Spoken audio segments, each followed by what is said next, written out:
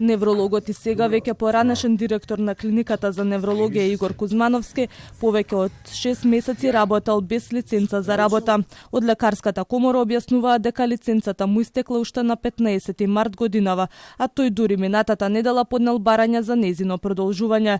На страницата на лекарската комора, каде што се објавени списоците на лекарите кои располагаат со лиценца за работа, името на Кузмановски не фигурира.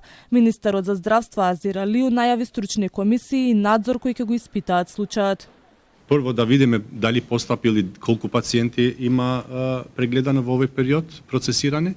Понатаму да ги провериме кој тип и каков тип на услуги и понатаму вториот чекор ќе биде стручна комисија.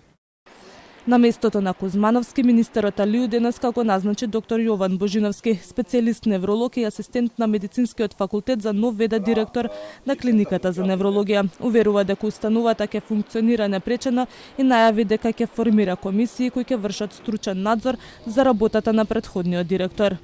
На моја иницијатива од денес ќе се формираат две комисии, тоа се интерни комисии на клиниката, со која што ќе се направи, односно иницира внатрешен стручен надзор над работата на минатиот директор во период од 12 месеци. Ќе се поведи дисциплинска постапка секако, меѓутоа ќе го почекаме и извештајот на ДСЗИ и стручната комисија на Министерството за здравство за да не изврзуваме, бидејќи се наоѓаме сепак во еден сензитивен период.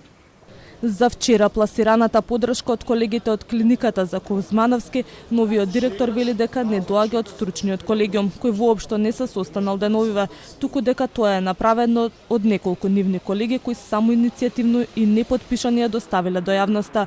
Сепак тврди дека за Кузмановски досега не стигнала ниту една поплака од пациенти.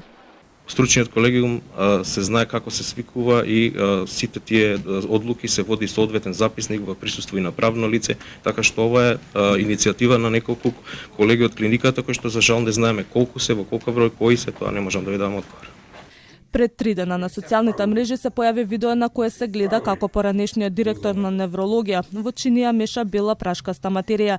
Кузмановски пак на својот Facebook профил се извини за постапката, наведувајќи дека се случила во момент на слабост и пред да го преземе управувањето со клиниката. Лекарската комора го разгледува случајот и прибираат информации и документација од надлежните институции, пошто ќе донесат одлуки и мерки.